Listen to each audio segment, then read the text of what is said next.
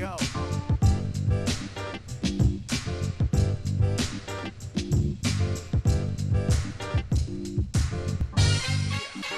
Deaden. D-E-A-D-E-N. Nothing personal word of the day for February 9th, 2021 is deaden. As in MLB is deadening the ball. Let's break it down. Let's talk about it. Here's how the situation unravels in Major League Baseball.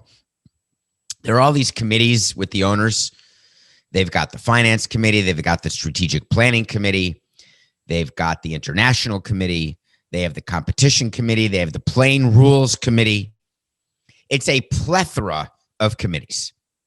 The competition committee, which I was happy to serve on for all those years, is where you sit around 4 times a year at owners' meetings back when they were in person. You get on the phone a couple times a year, and you ponder all that ails the game. The strategic planning committee, which Jeffrey Lurie was on and I sat in on a couple of times, looks at the macro issues in baseball and thinks out long-term 3 to 10 years. It's like when you're asked that question, what do you want to be in 5 years and where? I don't know, making more money, promoted. So that's the strategic planning committee. The international committee, of which I also sat, that is where you say, what country can we get more money from in broadcasting and maybe do a few clinics and a few off-season visits and get some more players from those countries to get good enough that maybe we can get a player from India or China. Please, God, where is Yao Ming? That's the international committee. The playing rules committee is a far more serious committee because they've got the weight of the rules on their shoulder. They get consulted by the competition committee because if the competition committee wants to make a change, it's got to be looked at, analyzed, approved by the playing rules committee, who then goes back to the competition committee for a final recommendation to the executive council, which is another committee, and then it goes to a vote of all 30 owners. Whew. It's exhausting, isn't it? It's a miracle that anything actually gets done. What about the ball? Boy, I spent more time talking about balls during my 18 years. That is the number one topic. Balls. Balls. Balls. Are they deadened? Word of the day. Are they juiced? Are the seams less flat? Is the woven wool tighter or looser? How much mud do you put on your balls? Do you put your balls in a humidor? Where do you keep the humidor? How many balls are kept in the humidor? Then who puts the mud on the balls that are not on the humidor? Do you do it before the humidor or after the humidor?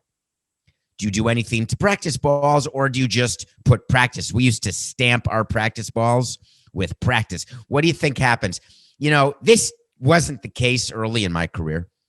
There'd be balls that would get reused. Now, if a ball touches the ground, the umpire or the catcher throws it away, and they throw it away to the ball boy sitting next to the dugout, home dugout. And guess what? In the old days, the home dugout ball boy would take the balls and throw them in the stands, do whatever, shove them in his pants. Nope.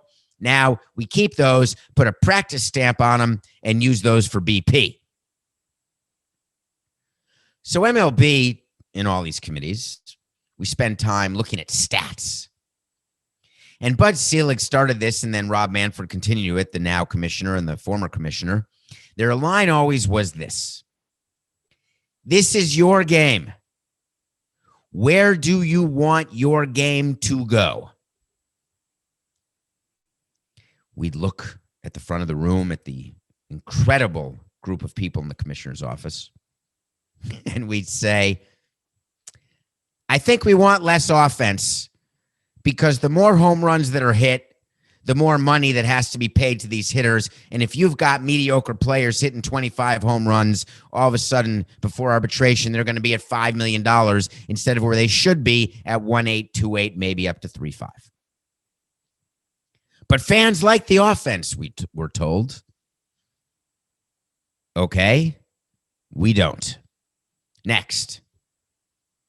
What about all the stuff the pitchers are using to cheat? All of the jelly they keep and the pine tar they keep on their body, on their uniform, under their hat, in their jockstrap. I don't see anything. Do you see something? I see nothing. Nobody's doing that. Well, did you see? No, we didn't see.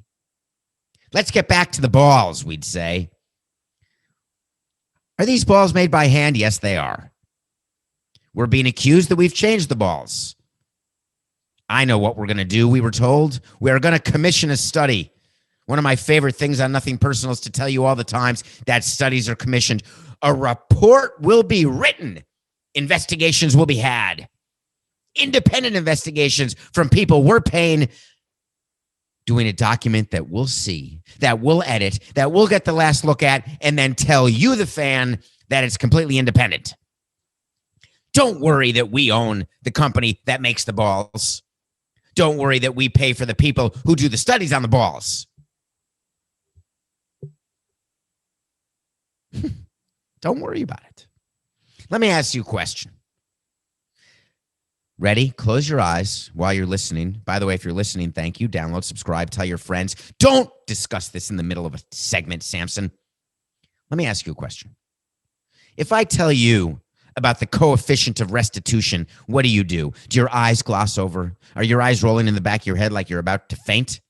Like this? If you can't see me right now on YouTube, Nothing Personal with David Samson, my eyes are rolling in the back of that. I was never a good eye roller, only when I'm actually about to faint. I almost fainted yesterday, actually. I think I was a panic attack that led to an almost faint.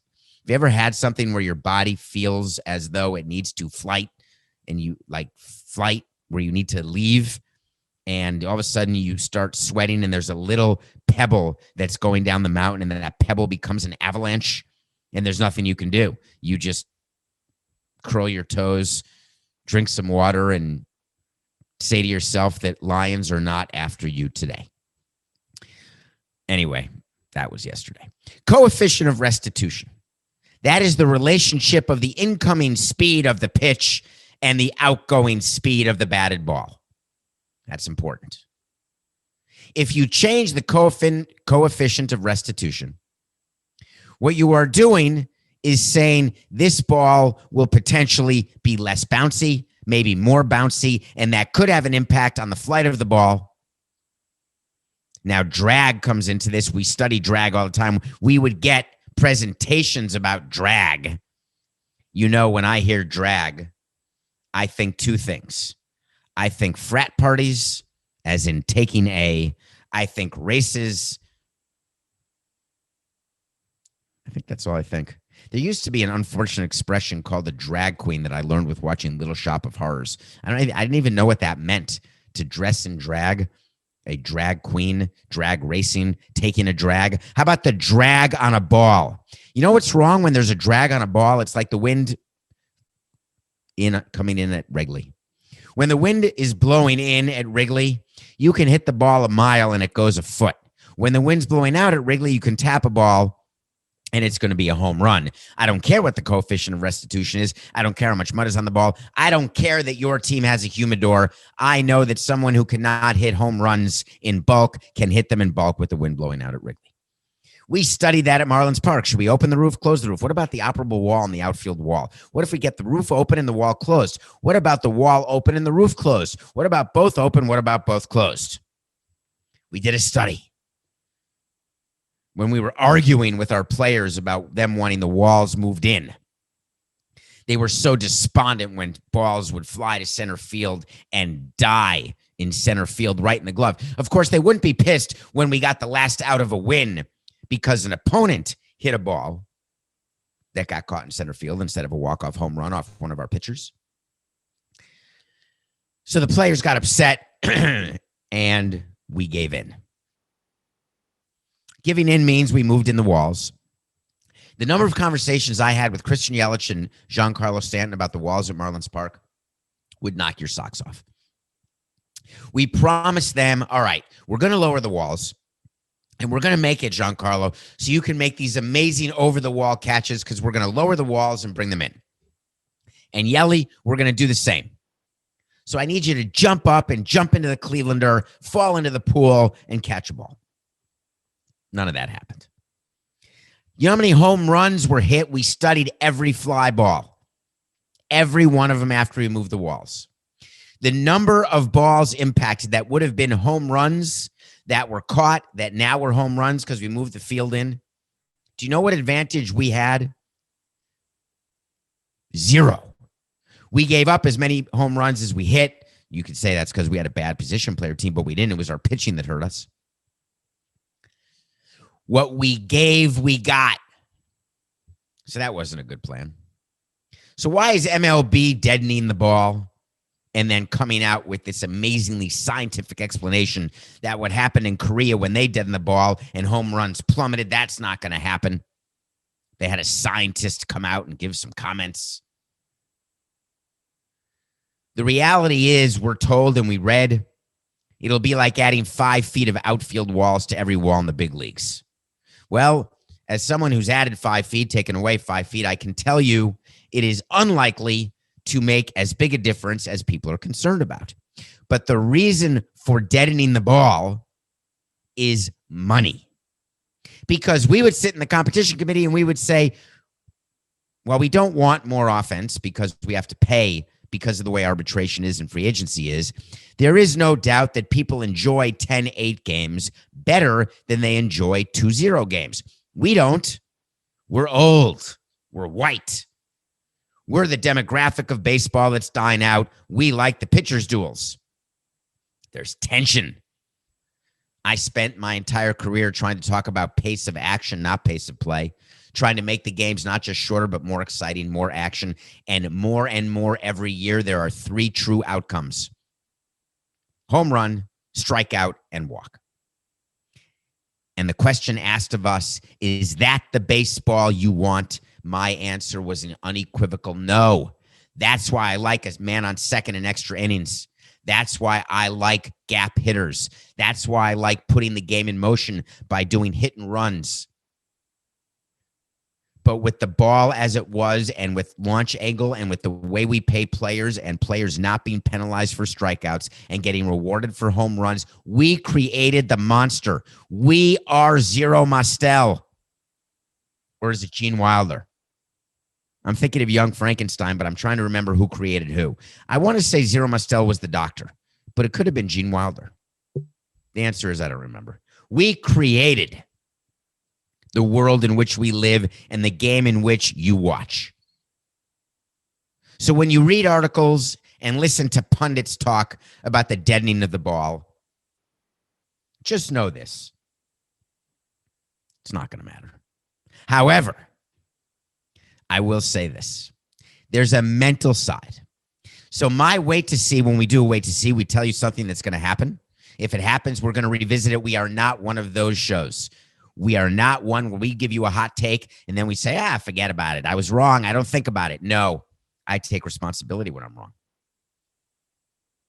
There will be fewer home runs hit in 2021 than were hit in 2020. I'm just kidding.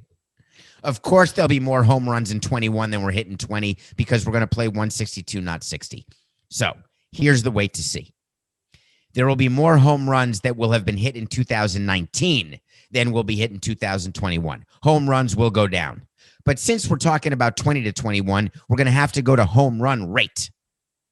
The home run rate is the number of home runs. I'm making up this stat because I'm going to do the stat, and I'm going to follow up on the wait to see. The rate of home runs hit per game will decrease from 2020 to 2021. You just wait to see. And the reason I know we're going to have baseball, even though I have a wait to see that I said spring training will be delayed and it looks like I'm wrong. Hard for me to believe they couldn't come to agreement on that. I had to wait to see the universal DH is going to happen in 2021. So far, I'm wrong. I'm not taking a loss until opening day. But there was a big agreement. Stop the presses. Breaking news. Get on the air. MLB has agreement on health protocols for 2021, and they have agreed to continue the 7-inning doubleheader and the extra inning rule, man on second, to start the 10th inning. Now, what's new in the protocols, we got to mention it because it's too good to be true. They are telling players, wait for it, that they've got to wear those sensors. You know the sensors like the NBA players wear? They are saying the ML players must wear their sensors at the ballpark when they're doing club activities. I must have read it wrong. Coca, did I get this wrong? Are they saying wear sensors which help for contact tracing, but only when you're doing club activities? Is that because when you're not doing club activities, we don't care what you do, although we've got 25 rules, which I'm going to go over, but we don't care about the contact tracing of anyone except other players and other staff? Is it too hard to wear the sensor always? Is it because you do not want, as a player, for anyone to know in or out of your family what you're doing when you're not at the ballpark? When you're not doing a club activity? Who you're with? That's exactly why. There was never going to be an agreement between the players' union and the owners that that players would have to wear sensors at all times. They don't want to be tracked. Trust me. 18 years around players, they do not want to be tracked. Nothing good happens from tracking players. Therefore, don't give me the @David P. Samson on Twitter that baseball doesn't care about the contact tracing issues that could result from a positive test of a player from people that player was with outside of club activities in the ballpark. I'm not saying they don't care. I'm saying the players' union said, not going to happen. Every other day testing, no problem. We're all used to that. Lift your nose, put the Q-tip in, 3 in the nose, 3 in the other nose.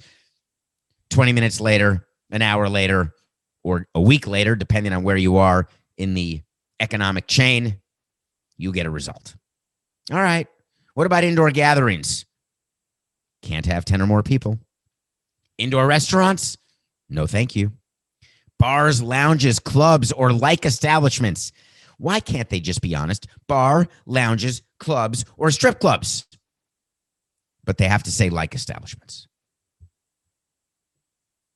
Here's the bad one. Gaming and other venues, including bowling alleys, whatever, arcades, we're not in Japan, casinos, rut-row, and pool halls. Do you know how many players go to the casinos, whether it's in St. Louis, whether it's in Milwaukee, wherever there's casinos now, they're everywhere. No casinos. Okay, we'll see about that. So MLB puts together these protocols, and people are saying to themselves on Twitter, I don't like the 7-inning doubleheaders. I don't like the extra innings rule, and I don't like the loss of liberty that these players are now experiencing. Well, here's my view on that. Loss of liberty.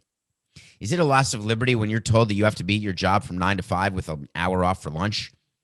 Do you have no liberty because you can't leave? You have to do your job? Is it a loss of liberty when you're told, hey, you've got an appointment to go to? You can choose not to go to the appointment, but there's a consequence for missing the appointment. You didn't lose your liberty. The players absolutely do not have to follow the guidelines, but then they're subject to major discipline. Major. Are you ready for this? If you don't wear your mask in the bullpen, not if you're warming up, if you don't wear your mask in the dugout and wear it correctly over the nose and mouth, how is it that people don't know how to wear a mask? It's been a year. The mask goes over the nose, over the mouth. This is not brain surgery. Do you know what happens when there's a violation? A written note to the player. Notice of violation. I have delivered so many written notices of uniform violations, other such violations. You put it in the locker of the player. They look at it. They rip it up. They don't read it. Then they do it again. Then you get a second notice if you're in violation again. This is when it gets serious. It gets in a letter. You put it on the chair in the locker in the clubhouse. They look at the letter. They rip it up. They laugh. They move on. But wait a minute. We're not screwing around. This is COVID. Third violation.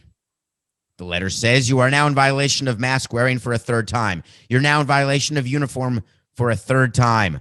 You are hereby fined. Close your eyes and dream of a fine that would drive you to change your behavior because that's the fine. $150.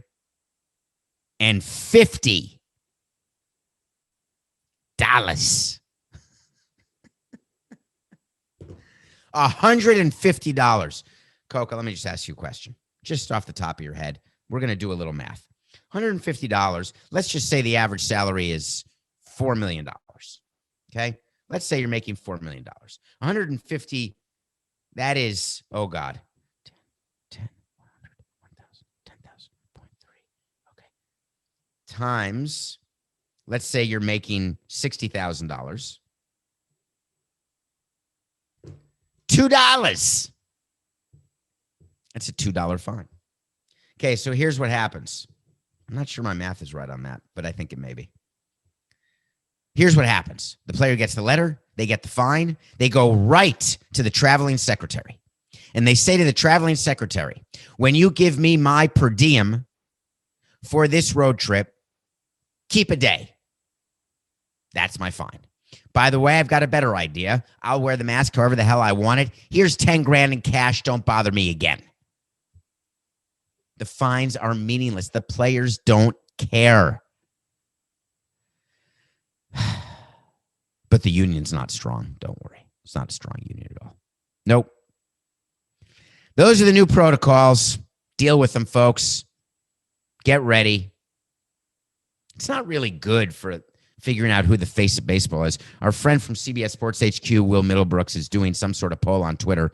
He's a funny follow on Twitter, though I have no idea how Will Middlebrooks has 2 million followers, and I don't. I think I'm just as creative as he is. In any case, Will Middlebrooks is trying to say, who's the face of baseball? I'd like to know. Who do you think is the face of baseball? I was talking about this with Coca before the show. Coca, this is not in the show, but I just want to ask. If you were asked to pick between, they're right in front of you, not in uniform. They're just standing in front of you. Aaron Judge and Mike Trout. Who do you recognize? I said Aaron Judge. Aaron Judge and Mookie Betts. Who do you recognize? I said Aaron Judge. Aaron Judge and Fernando Tatis Jr. Who do you see? Who do you pick? Who do you recognize? Well, Tatis is on the cover of MLB The Show. That's going to help. I'm still going to go Aaron Judge. Does that mean Aaron Judge is the face of baseball? People think Mike Trout's the best player in baseball. He should be the face of baseball. People can't pick Mike Trout out of a lineup. Now, of course, everyone's wearing masks. No one recognizes anybody. Anyway, I'm moving on to Shohei Ohtani. Do you know who Shohei Ohtani is? Do you know how much time I've spent discussing Shohei Ohtani on CBS Sports HQ and on Nothing Personal? Shohei Ohtani came to the Angels of Anaheim with a lot of fanfare. And here was the fanfare. This guy was going to be a number one starter and a middle of the lineup hitter. A unicorn. I said, not going to happen. There are no such thing as a quality two-way player. It doesn't exist. Baseball is too damn hard. It's hard to hit. It's hard to pitch. There is no one in this world who can be a number one starter in the middle of the lineup hitter. Not going to happen. You're wrong, David. Let's bid for Shohei Ohtani. We can't afford him. There's no chance. Turns out Shohei Ohtani went to the Angels for a very small amount of money. And the industry knew immediately that Shohei Ohtani had been promised a long-term deal by the Los Angeles Angels of Anaheim. The commissioner at the time, I think, was Rob. It was definitely Rob. He sent out a memo to all of us saying, before Ohtani signed with the Angels, saying, dear presidents, GMs, and owners, if you cut a deal with Mr. Ohtani that includes a long-term deal that promises him more money than you are allowed to give him under the international slotting rules and the rules of signing players out of Japan, then you will be subject to major discipline. Everyone was shaking in their boots. Oh, my God, what will that discipline be? Do you think it'll ever come out there? When we met with Ohtani and his agent, we said to him, listen, we can only sign you for X, but trust me, we're giving you Y. Oh, you want a side note? I don't think I can put it on paper, but trust me. Trust me when I tell you, I'm a lawyer. If I say it orally, it's a contract. I'm laughing because that's not a contract in the law, in the contract law. Thank you, Professor John Hanks, my contract law professor at Cardozo. Next, We all said to ourselves, of course, whoever signs Ohtani is going to promise him money, because why else is he going to come to baseball in the United States? So Ohtani comes to the Angels. No doubt he was promised something. All of a sudden, he's hurt. And then hurt. And then Tommy John. And then he comes back and he DHs but doesn't pitch, because he started to pitch after Tommy John, pitched like 2 innings, got absolutely shelled, and then had some sort of flex or something, which, as you know from Nothing Personal, is not good at all. And he's eligible for arbitration. He files a $3.3 million. The Angels counter at $2.5 million. The Angels are a file and trial team.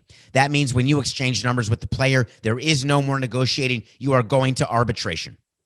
They recognized, however, there's a caveat with that rule with file to trial, and we have the same caveat. If you sign the player to a multi-year deal, you may do that. You just can't do a 1-year settlement, but if you do a multi-year deal, then you're not violating the file and trial rule that you have. Mike Dunn, if you're listening to this, we were in the lobby in Tampa. We were at the hotel in St. Petersburg called I want to say it's the Renaissance Hotel, but I can't remember. It's the one that has ghosts in it. I can't believe I'm not thinking of the team hotel in St. Petersburg. It's right on the water, beautiful running routes. And we'd have players who wanted to stay in certain towers because of the ghosts there. In any case, we're doing arbitration, which would switch off 2 years in Tampa, 1 year in Phoenix, go back and forth. I'm sitting there with Mike Hill, and we cut a deal with Mike Dunn right then and there, a multi-year deal. So Ohtani, the Renaissance Vinoy, thank you, Coca. That's exactly what it is. So Ohtani is about to go to arbitration. The arbitration case for Shohei Ohtani is a very difficult case, because he does pitch, he does hit. Where exactly does he fit? He's got injury, lack of performance. My guess is he would have been a club victory, because 2.5 is not nothing when he doesn't have any sort of career bulk, and it's a little higher than I think he should have gotten if he weren't, quote unquote, something as far as a two-way player goes. The Angels announce we have signed Shohei Ohtani to a 2-year deal. Not the type of multi-year deal that he would have been expecting when he signed with the Angels, that there may have been a wink, wink on, wink, wink, wink, wink, wink. $3 million this year, which is above the midpoint. When you file for 2.5, 3.3, the midpoint is 2.9. So that is a victory for the players. The second year of 5.5. Everyone's all excited. Ohtani has a 2-year deal. No more stress. He can now focus. Let me tell you some quotes here. They have a new GM who has this much experience, a sprinkled donut, not the whole, the actual donut. That's his experience as running a team. He said, I think with the 1-year deal, we just ran out of time because it was a unique case.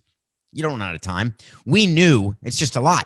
We knew which players were going to arbitration in advance. You get a list in your mind. I carry it around with me. What is the service time of a player? Oh, man, we've got Ohtani arbitration. We start preparing the arbitration case for our players during the season.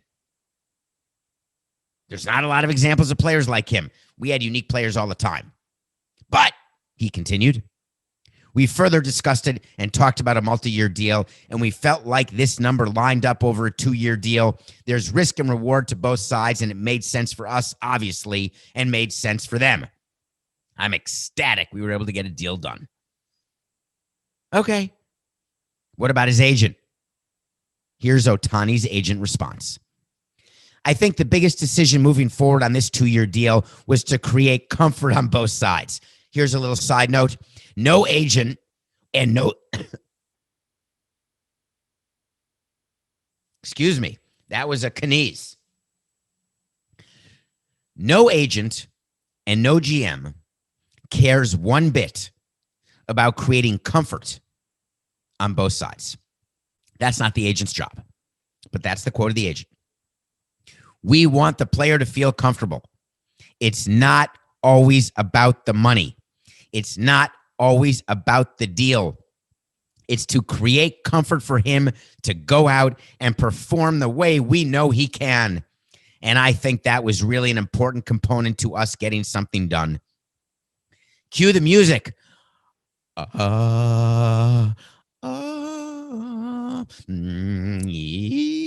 Yeah, yeah, yeah, yeah. Mm-hmm. That's my Oscar-winning score right there. To that quote by that agent.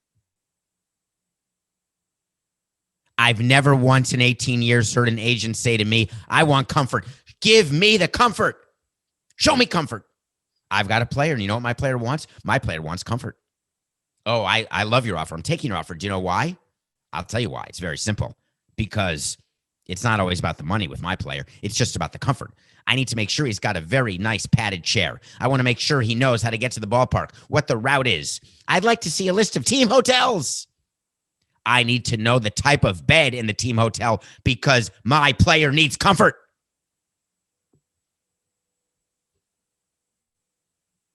Do you realize how ridiculous that is? The reason Ohtani took that deal is because if he had taken a one-year deal in arbitration and lost, he had been at 2.5. For him to get from 2.5 to 5.5, which is more than a double of his salary, 2.5 doubled is 5. 2.5 to 5.5 for Ohtani would mean, oh my God, he'd have to perform. No, don't make me perform. Give me guaranteed money. I want to be comfortable.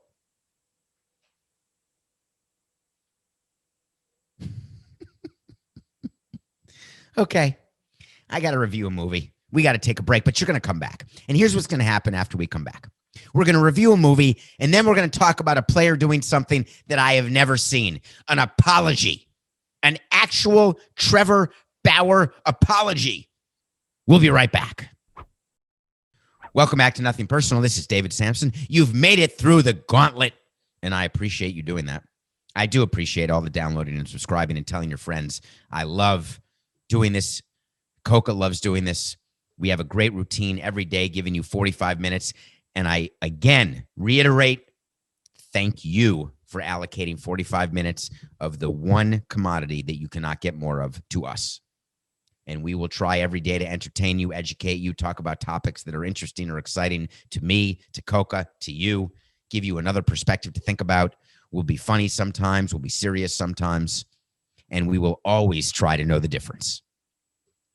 I watched a movie, and I don't know the algorithm of Netflix. I don't know it. You may like this because you watch that. I guess Netflix has learned that I like showing emotion through movies. Sort of my best way to do it. And there was a movie that I thought was new with Paul Rudd, and I love Paul Rudd. Paul Rudd, by the way, here comes a Paul Rudd flex. Had a hilarious time with him in Kansas City during the World Series. He's a huge Royals fan. He is normal, funny, engaging. He's just exactly what you'd want Paul Rudd to be. I'm not sure how good an actor he is because that's Paul Rudd. Now, isn't acting when you are someone you're not on screen? I don't know. I just know Paul Rudd is this really cool guy, and whatever movie he's in, I'm going to watch. So it was called The Fundamentals of Caring. Didn't know anything about it. Paul Rudd, Selena Gomez, and Craig Roberts. Didn't read a review. Didn't watch the preview. Didn't notice it's from 2016. Missed it. Watched the entire movie. It's about a caregiver. Paul Rudd goes to school because he's newly divorced and he wants to change his life. He has suffered, and so he wants to become a full-time caregiver. When you're a caregiver, you have to follow the rules of aloha. Ask, listen, observe, help, ask again. In there, it doesn't say there's no C. Like there's no I in team. There's no C in aloha. There's a lay, but not a C. Ask, listen, observe, help, ask again. Well, this movie is about the fact. By the way, Coca, did I say the movie's called The Fundamentals of Caring? I believe it's called The Fundamentals of Caregiving. Let's start with that. Secondly, the fundamentals of caregiving are aloha, and there's no caring in the caregiving. And it is just caring. All right, ready, Coca? 69, 96, 69. We review a movie every day on Nothing Personal. Today we're reviewing The Fundamentals of Caring, a movie with Paul Rudd, Craig Roberts, and Selena Gomez. Didn't watch the trailer, didn't know anything about it.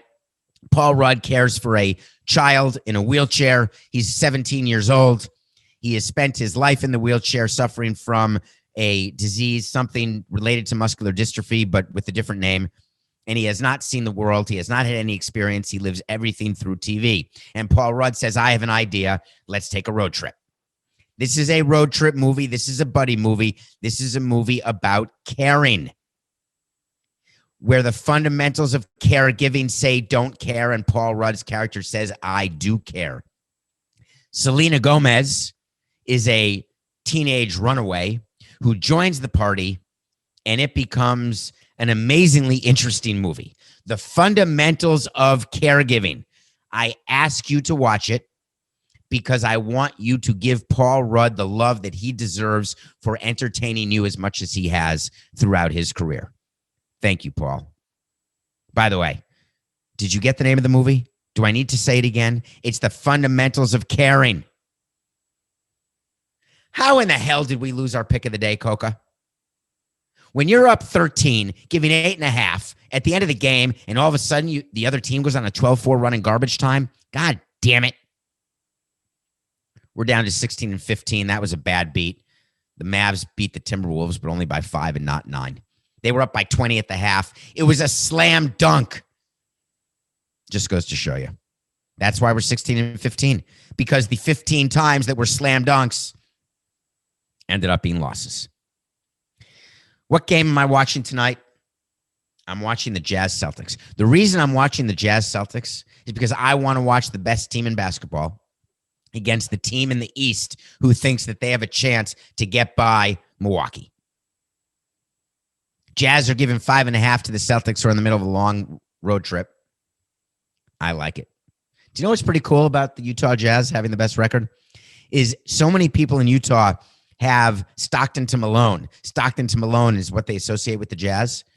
And the Jazz have finally gotten back. And now they've got Mitchell to Gobert. Doesn't have quite the ring, does it? Jazz, 5.5. And you know, by the way, Malone and Stockton, no, they're not friends anymore. They were never friends. They didn't really get along. They did get along. Didn't matter. They played together as one. On the basketball court, they were poetry. Remember that segment we did during the offseason, Rudy Gobert? By the way, Rudy Gobert is the guy who spit into the mic the day before and then got COVID after spitting to the mic saying, don't be ridiculous, everything's fine. And then he tested positive on March 11th and the sports world shut down. There used to be BC and AD in my life. Now it's BC and AG.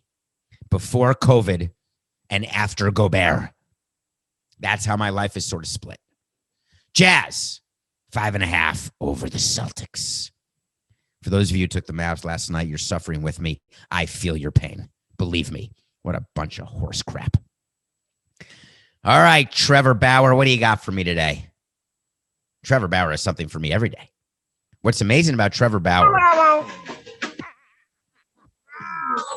want to talk to Samson. I wasn't even going to read it as a question, Coca. But okay, you're right. It's a topic we do, and it was a question, and I totally lost my place in the rundown. I'm sorry. Hey, Coca, someone had a question about Trevor Bauer. What was it? You know what I want? I want to talk to Samson. Thank you, Coca. So you want to talk to Samson? Get on my Twitter, Instagram, David P. Samson, DAVIDPSAMSON, not DAVIDPSAMPSON. You know, people hashtagged, so I want to talk to Samson. It's SAMSON. There is no P. FTLOG. Have you ever seen or heard of a player apologizing to a team he chose not to sign with? That was the question asked of me in my DMs on Twitter at David P. Samson. I just went right to the answer. Trevor Bauer, thank you.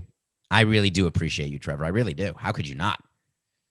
He's like the Jerry Jones of baseball, the Daniel Snyder of baseball, a content machine. Here's what Trevor Bauer did. Do you remember when Bob Nightingale of the USA Today, the man of hundreds of thousands of Twitter followers, maybe more, Bauer to the Mets, Hurry up, get dressed, David. You're going on HQ. Bauer to the Mets. Wait, no, not yet. Sources tell me Bauer to the Mets. Is he going to the Mets? All of a sudden, there is a live link where you can buy Mets stuff, and Bauer is selling Mets stuff. Bauer's the guy who's trying to have this presence on social media. He does podcasts. He does YouTube videos and all sorts of great content. My issue with Bauer is what he does on the field, much more so than what he does off the field. Him as a teammate, him as a pitcher. He is not worthy of the contract that he's getting from the Mets. Rumor is the Mets were offering him $105 million, a bunch of opt-outs. 20 minutes later, change course. A YouTube video is posted by Trevor Bauer, as though he's James Earl Jones, narrating what the beauty is of baseball. And it ends with him saying how happy he is and excited he is to be a Dodger. Okay. You're going to the Dodgers. Thank you, Trevor. Now, why are you going to the Dodgers? We'll get to that in a minute. Why are you apologizing to Mets fans in a lengthy post? He was apologizing because what he did was, this is what he claimed, and what an absolute crock of crap. He claimed that he made a bunch of videos for a bunch of teams because he had no idea who he was going to go to, and he wanted to make sure he was ready. I got to be ready because I'm going to release where I'm going, and I want to start selling stuff, and I want everyone to know it's coming from me, not a source. And someone who works for me by accident made that video and link live. So the live link gets released. Mets fans think they're getting him. And then all of a sudden he's a Dodger. And he says, I can't wait to come to Citi Field this year and play in front of you. Whatever reaction you give me, just know how much I love you, how much I care about you, and how sorry I am that I'm a Dodger. Here's my thought on that. Are you really sorry, Trevor? Tell me why you chose LA over New York. Was it because LA offered you $40 million in year one and $45 million in year two, so you can say that you're making the most money in a season that any player's ever made? Is it true that the Mets offered the same type of money, or was a little bit of it deferred? Or even worse, was it below 36, but over the 3 years, it would have been 105 versus 102? You did the tax calculation of California and New York. You said, it's a bit of a wash. I'm not going to apologize to the Cincinnati Reds fans or the Cleveland Indians fans, just to the Mets fans because that link went live. But of course, I was going to go to the Dodgers because it's closer to my hometown. It's where I'm from. I want to be home. I want to be comfortable. I'm way more comfortable on the 405 than I am on the 495. No, it wasn't comfort. It was a very simple equation. He made a commitment that through hell or high water, I will make sure that Samson's wait to see on Nothing Personal, that he will not get the AAV higher than Cole. I am going to make sure that he's wrong. Except he forgot one thing. What the Dodgers did by making him at 40 and 45, they made the third year, yes, at 17. When you average out 102 over 3 years, you do not get to 36 million. Yes, you do. 36 times 2 is 72. 72 plus 36 is what? 108. 36, 72, 108. The Dodgers are 40 and 45, which is 85, plus 17 is 102. 108, 102. I think I win. It hasn't even been announced yet because I don't think there's been a physical. So my answer to your question is I've never seen a player apologize for choosing the money. I've never seen a player acknowledge, yeah, I did it just for the money. We actually had Andrew McCutchen one time when he signed with the Phillies, the contract that is still burning them right now. Andrew McCutchen actually said, of course I signed with the Phillies. They offered me the most money, and I congratulated him on Nothing Personal on CBS Sports HQ because I don't remember whether we had Nothing Personal when Andrew McCutchen signed with the Phillies. What I do know is that we will never one time hear Trevor Bauer say what I want him to say. Of course I was going to the Dodgers. It's just business, Mets fans. It's nothing personal.